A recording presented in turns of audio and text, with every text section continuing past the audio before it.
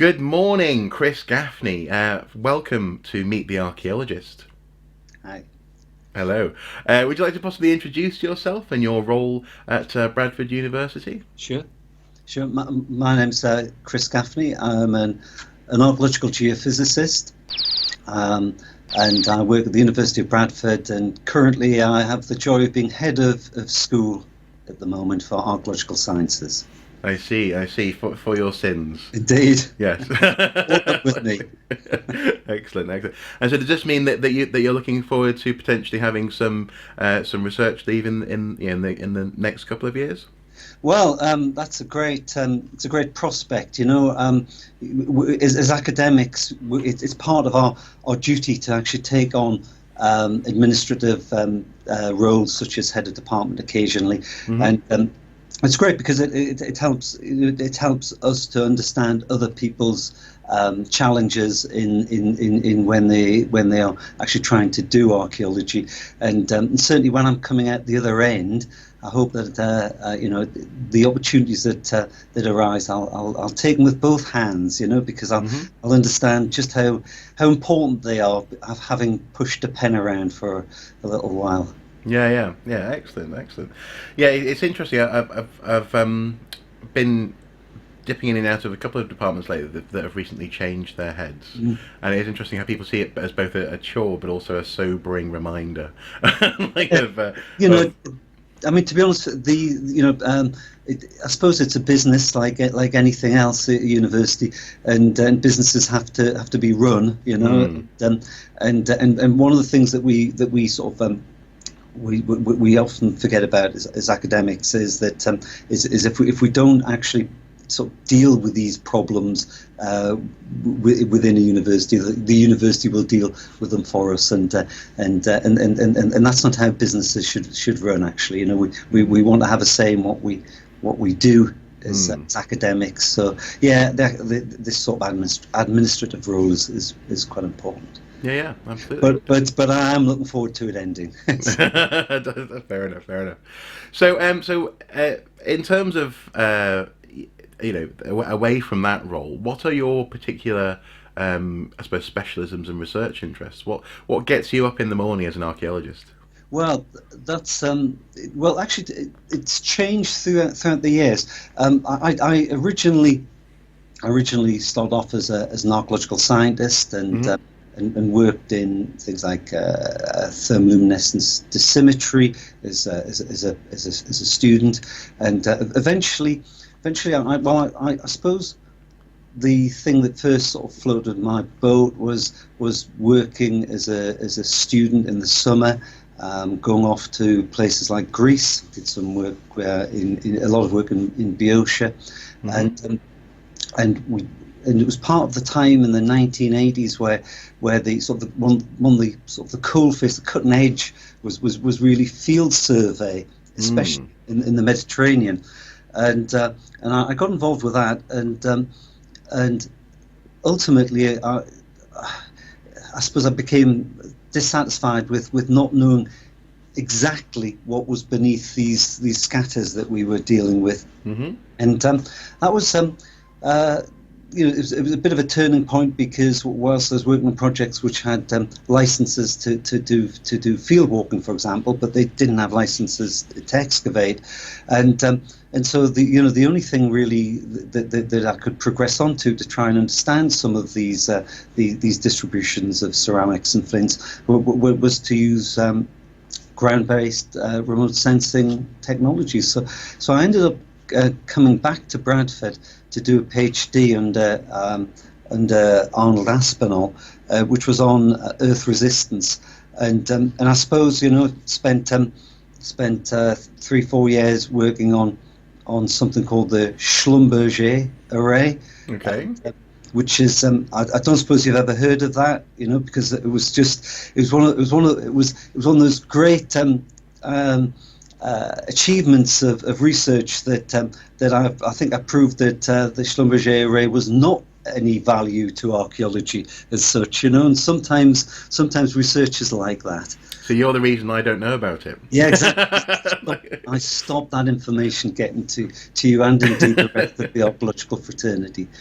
Excellent. So I did Earth resistance, and then so I ended up coming out of the universities at the end of the 1980s, and it was a time when things were just about changing, really, in terms of, it was just pre PPG 16, and it was a bit of a changing scenario, you know, because we had the traditional units and the like working in across England and the rest of the UK, but in particular areas, and the geophysics component of the archaeological work back then was very, very small. I worked with John Gator. John had set up as an independent a year or two before I left university, and eventually we formed a commercial company, which he and I worked in for together as partners for the best part of 20 years. And so it's a bit of an odd thing, because back then I got up in the morning because every day was something completely new, and that was fantastic, really, because the great thing about doing commercial geophysics, especially back in the 1990s and the 2000s, was that the projects tend to be quite concise. You worked on them perhaps in the field for a couple of weeks, and the great thing was that when you went out there, if the projects were great, were a great project, you know, well, you know, you were only there for 2 weeks, and that was a bit disappointing. But you're always moving on to something else. And if the projects were really terrible projects, you were only there for 2 weeks, and you just, you know, you could move on. And so I really loved that. I loved moving around the country, and indeed working in other countries as well. And that was just a fantastic time in my life in many ways. So I loved that sort of slightly itinerant lifestyle. You've left me with quite a few things that I just want to try and interrogate a bit there. Yeah. So first of all, I suppose I'm intrigued by this notion of, because I know that, for example, in the 80s there was a push to do lots of understanding of, for example, through survey, for example, settlement patterns, almost like a logistical relationship between landscape and where people were living, this kind of thing. Yeah. And then I'm intrigued by the fact that you sort of moved on from that into this sort of geophysical world. And then I suppose I want to know a little bit more, if possible, about what you see as the relationship between, I suppose, geophysical data, the landscape context of a site, and the understanding of a site. I mean, is there a straight line in terms of almost a logistical approach, or do you think actually that there's something absolutely else there? No. I think the way we have to look at this is very much the same way that we look at the use of, for example, GIS. Basically, the geophysical technology that we use, it's very important that we move on, you know, and create better techniques and all the rest of it. But essentially, the reason for that is because they're tools. They are tools that simply bring in often nuanced information about landscapes, about sites, about features, and you know, and the way that we've progressed now is that we've had these little revolutions in geophysics about how we deal with particular problems in archaeology. So, for example, yes, there's a straight line between advances in technology and the use of geophysics within evaluation archaeology, right? I would agree there. It's a symbiotic relationship where basically if I as an archaeological geophysicist can produce a better, quicker way of collecting data, that will mean that there will be more work done in the evaluation process. but that's not the way it works in the larger research areas, because whilst it's, of course, we're tackling different questions now, because we are able to produce more data and better data and greater density of data. It's actually about we're asking different questions. And the questions we're asking, for example, now, are to do with characterization. And so whereas the commercial world will quite often look at presence and absence, and they'll do that with looking at anomalies. So what we're trying to do now, which is this non-linear progression, if you like, is to look at how we characterize the data, and what does that data tell us in terms of as a real proxy for behavior. And indeed, in that sense, presumably almost non-binary as well. So as you say, it's not just there's something here or there isn't, but you're reflecting behavior. Absolutely, it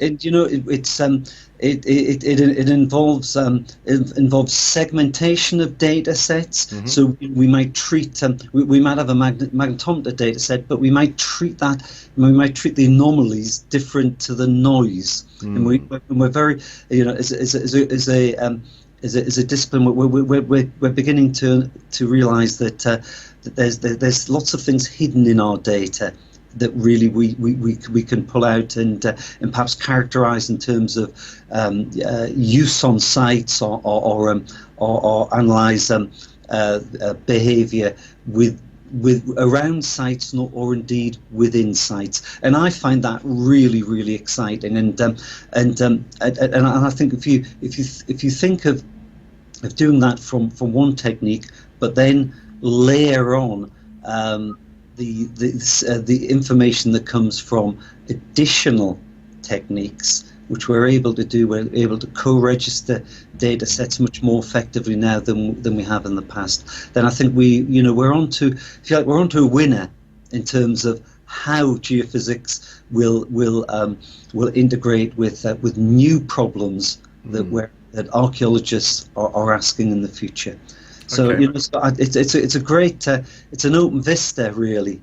So it sounds like, just as with various other sciences that deal with especially sort of statistical significance and this kind of thing, that actually you're embracing the background noise almost, and you're not seeing that as something that's in the way. Rather, it's another texture to be embraced. How has this come about? For me, it was part of a journey. Oh no, I don't want to say journey. That's a terrible statement. But really, it was part of the process of looking at data from a particular Roman town. Back in the 1990s, with my brother, I did a survey, indeed with English Heritage and GSB Prospection, my company at the time. We surveyed at Roxeter, and it was, at the time, it was the largest survey that had ever been done for archaeological purposes. Best part of 70 hectares. I mean, to be honest, that is just so normal now. But at the time, it was really sort of a ridiculous data set. It had 3 million data points, and we thought that was huge. To be honest, the commercial companies probably chug that up in a week now. But one of the things that happened there was that we plotted the settlement and the industry in very great detail within that town. But as we understood that there was industry there, I started getting really interested in what would make a signal, and of course, in reality, when you have things like industry, which was where there's certainly high temperature industry in there, there's probably tanning in there, and we realised that by itself the outputs from that sort of industry wouldn't wouldn't necessarily be systematic. It wouldn't show itself in a way that a building would show itself, and so it would be more random potentially. And as in the word that you use, which I particularly like, is that it would form a different texture within our data. So it was the appreciation of the fact that, okay, in one sense, we could take, say, for example, a magnetic susceptibility meter, and that's a proxy often for work in the past. The response we get from there, but the magnetometers. And so just to clarify, so for people who don't know, that's because work often involves burning and this kind of thing. Burning, yeah, and burning changes the magnetometry. Enhances the soil's magnetic properties. Whereas we could take the magnetometer, and the magnetometer basically looks at the changes in susceptibility. So it looks at something slightly different, but linked to that sort of response. And so basically, I thought, well, if we start looking at the lower level of response in this, which we normally term noise, then we might start pulling structure out from that, and so that's really where that came from. And it wasn't until a little bit later we started realizing that there was also linkages in here, of course, therefore with things like historic characterization, things which academics really didn't really engage with, but actually we were beginning to characterize land itself. You couldn't always say, we know exactly what's happened here, but we were able to start saying, we can see there are differences from one plot of land to another, and we could build up a hypothesis about what this may mean, and and that's really how we start producing things which are about through texture, involves characterization, and then that involves hypothesis, and that's how we move forward in archaeology. We're always chipping away at the problem. So in that sense, almost like a floating timeline. What you create is like a gradient that can then later be plugged into a characterization of the landscape.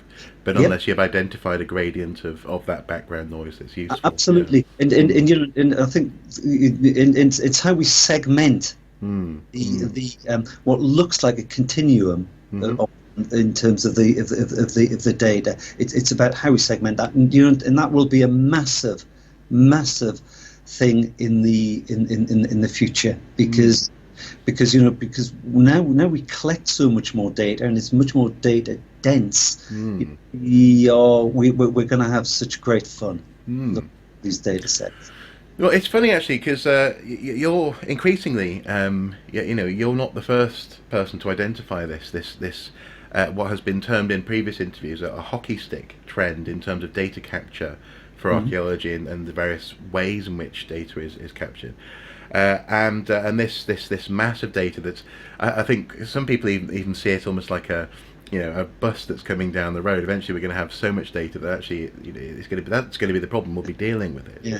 Yes. But in terms of I feel as though in some ways we've sort of identified some of the things that you find satisfying about this.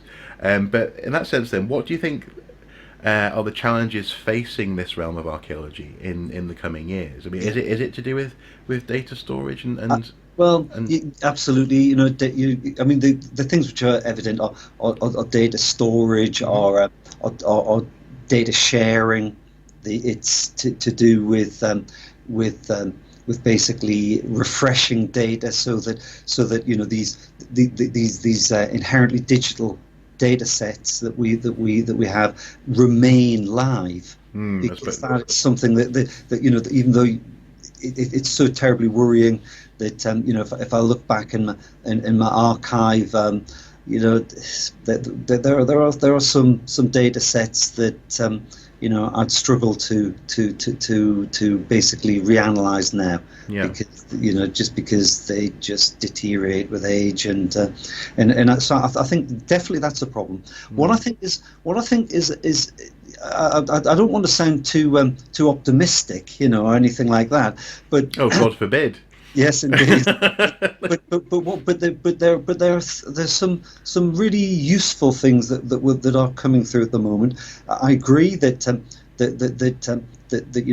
we don't have enough tools at our disposal now to really fully interpret all the data sets that we have now. Okay, that I think that is true. Because we've increasingly we're looking for things, the proverbial needle in a haystack. When people are producing these massive surveys, how do we deal with this in the time frame that's good for everybody. However,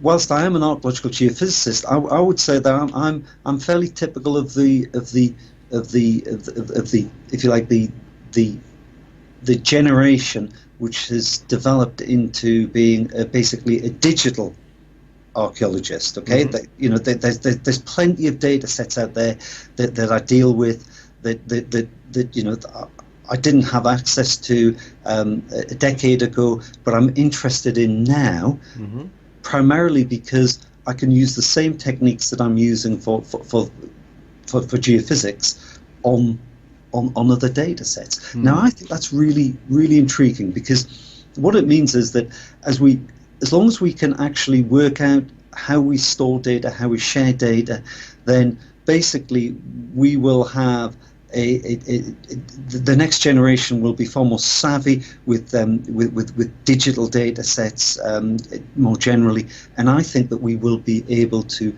pull down these information streams and work far more effectively and efficiently in the future.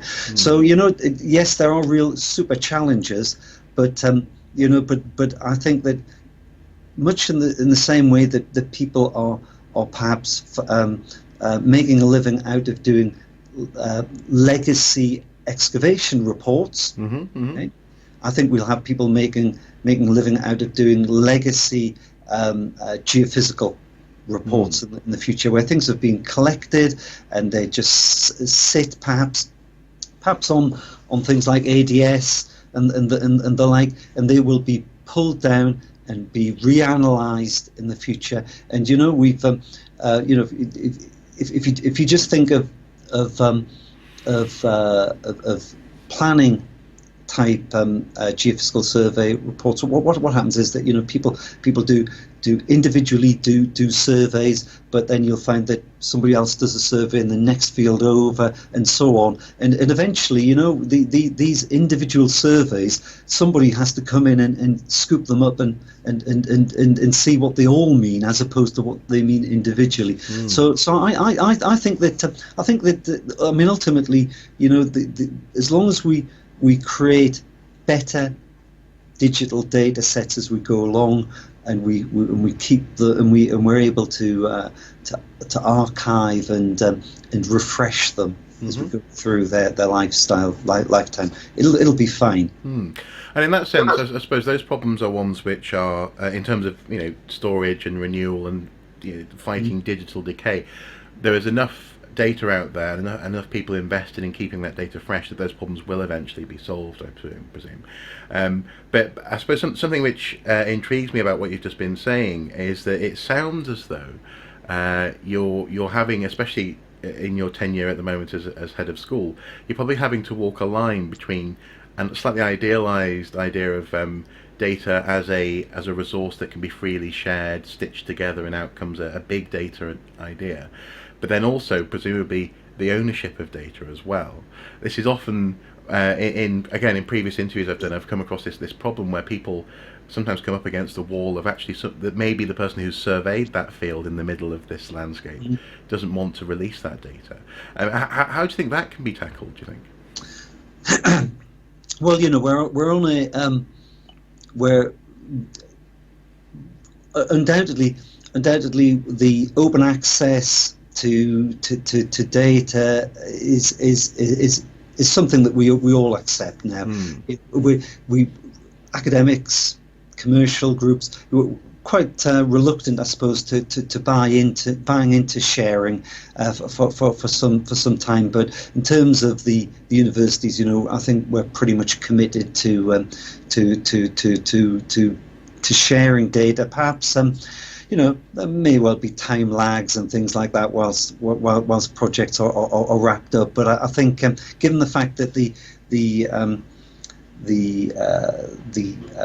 research councils in the UK basically demand that we make things open access. I think there's an inevitability about that. I think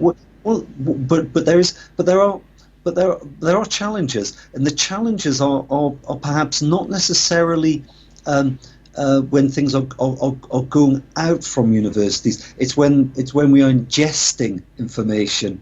And we have to be certain that information is something that we are allowed to share.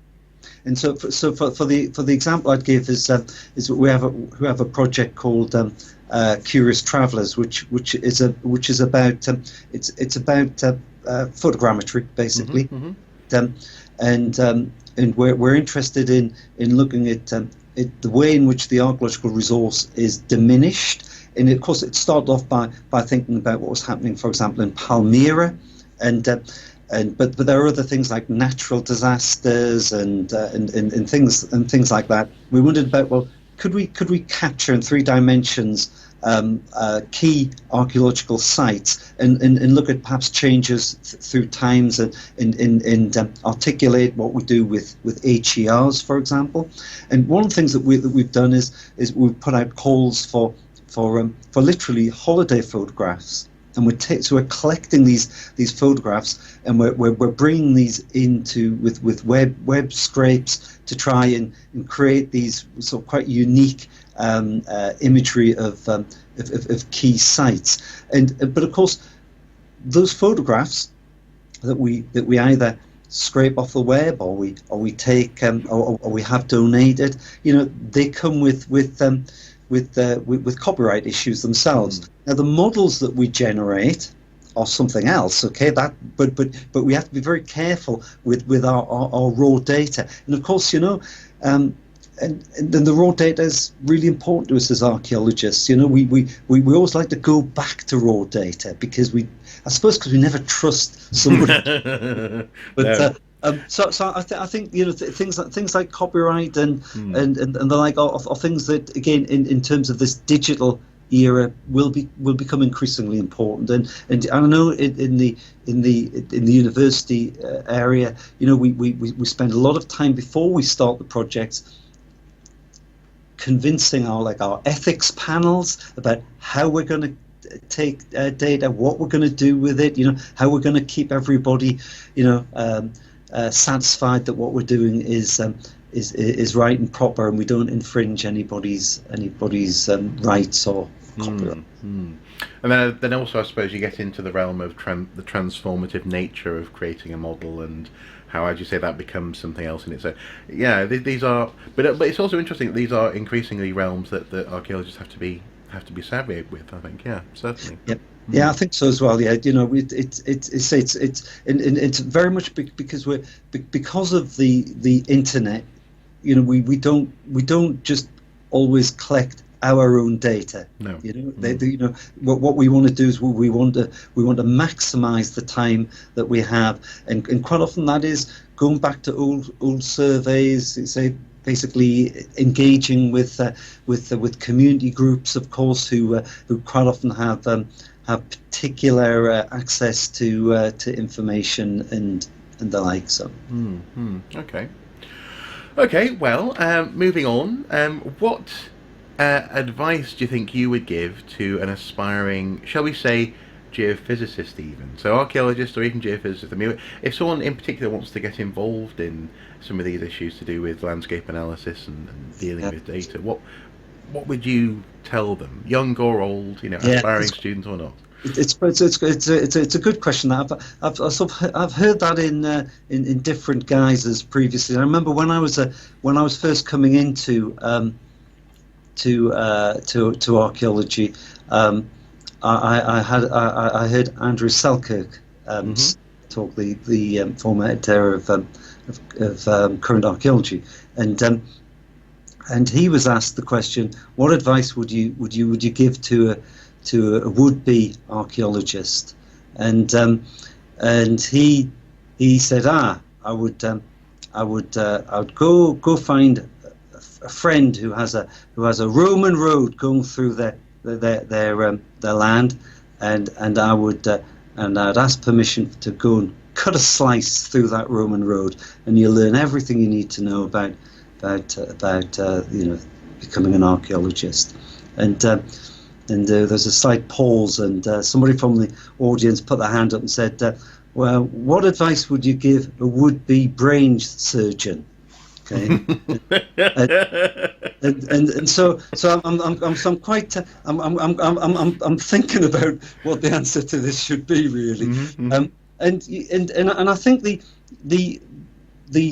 truth of the matter is that as archaeologists, younger archaeologists don't have quite so many chances to engage with archaeology pre-university. No. And I suppose that's a great shame. And what I would suggest is that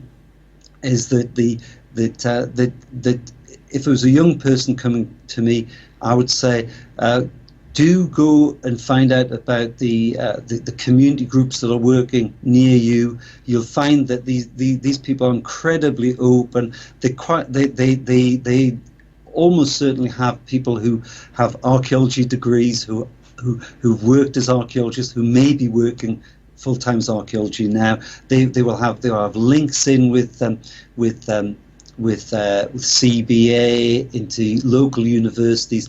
They will have opportunities for you to not only go and listen to archaeologists talk, but actually to go out and do archaeology, and I think and that's really important because that's what really fires everybody. It's not just hearing about what great things happen in Egypt, when you're looking on the TV or whatever. What you really want to do is go out there and find something for yourself. And I think that's really the a great thing to do. I can remember sort of finding first arrowheads when I was field walking. I can remember sort of my first excavation, and what's more, I can remember the people who were there, and that's really important, because archaeology is a very social endeavour.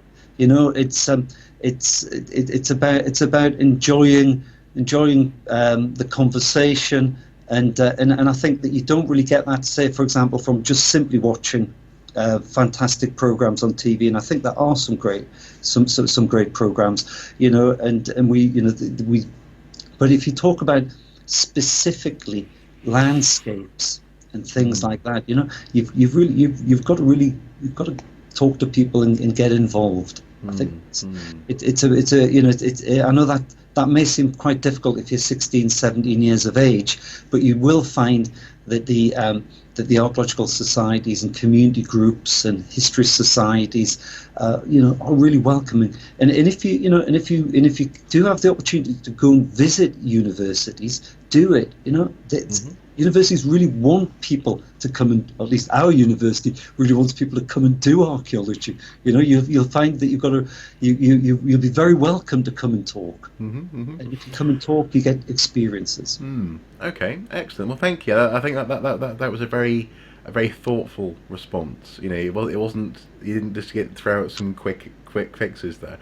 And in that sense, you're quite right. There is it's simultaneously a very accessible field, but also one which you have to work on your contacts and work on your way.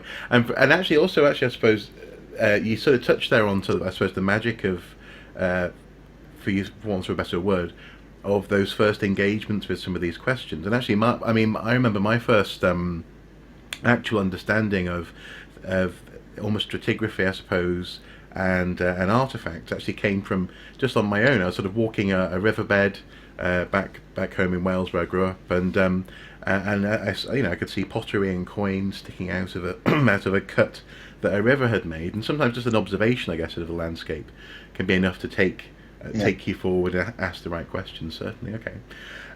Okay, well, I have two more questions for you, then I'll let you go. Okay. The penultimate question, I just simply cannot help but ask you, and that is, what's your favourite type of geophysical investigation?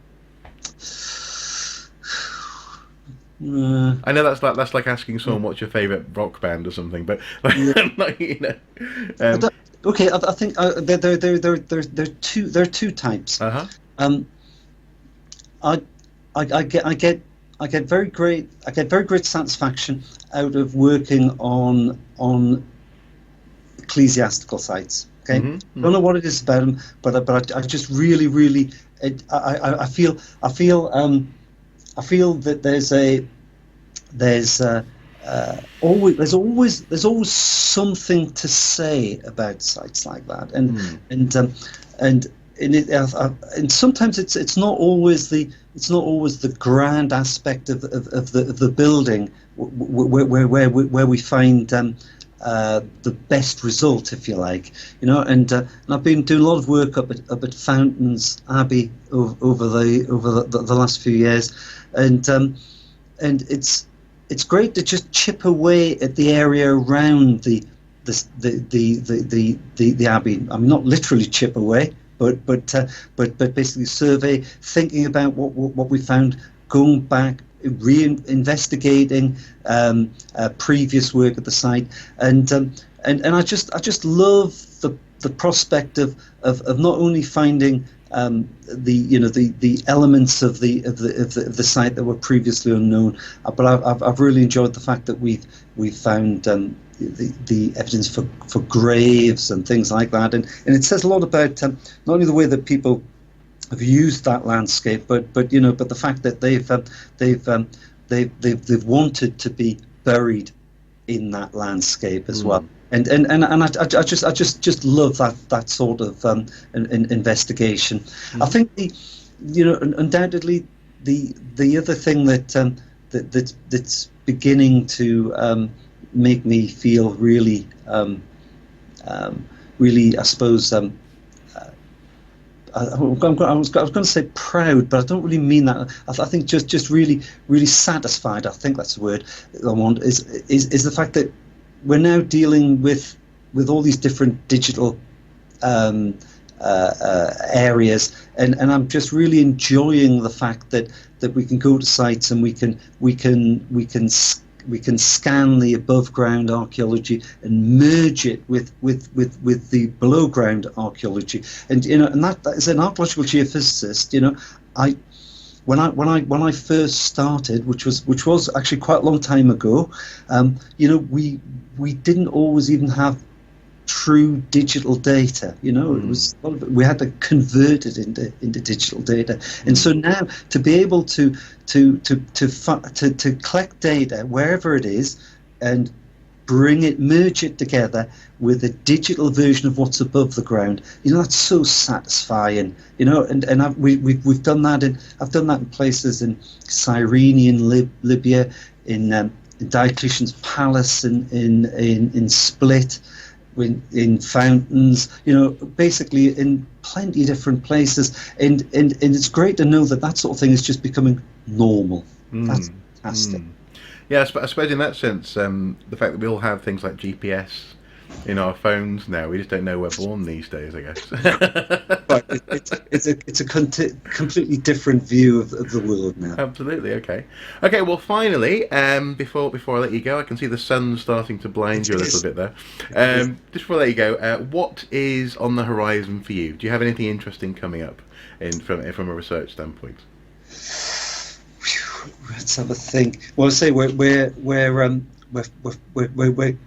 doing a lot of work, say with Curious Travellers, where we're really trying to reevaluate sort of sites that are potentially at risk, and I think that's an enormously important aspect of our work. It's not it's not about being, sort of Indiana Jones and sort of like, fighting your way through into these war-torn zones. But as archaeologists, we can do something about recording those sites. And I think that one of the things that I'm really looking forward to is trying to deliver these sorts of this sort of output back to HERs.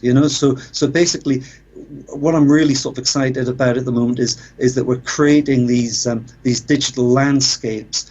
That's fantastic. I love doing that. But really, it's the next step is to make them more usable for the end users. So it's getting them back to the public, getting them back to the HERs, and so we're going to be giving digital outcomes that really are incredibly important. So I think that's really what I'm interested in at the moment. And that covers a whole range of different projects that I'm involved in. It's whether it's say working up at fountains or working out in Greece for the first time in 20 years. I'm back out working in Greece, and I can see there's a different set of problems working out there again, and so I think it's every new challenge is just simply part of what we do, what we try and overcome. And I think that's really it. Send us a problem, and what we really want to look forward to is just trying to find new ways to deal with old problems about the past. Okay. Are there any relevant links to the Curious Travellers? Yes. That I can put in the information. Yeah. Okay. Cool. So for those of you at home, just check out the video information below, and there's a link down there. Okay. And actually, I'd love to hear more about that. I think at some point in the future, I might be able to specifically talk to you about that. Yeah. Yeah. Sure. Of course. That'd be lovely. Yeah. Wonderful. Okay. Grand. Well, as I say, before you get totally blinded by the sun, thank you so much for your time this morning, Chris, and hopefully I'll hear from you soon. Okay, it's been a pleasure, Mark. Okay, ta-ra, bye. Bye.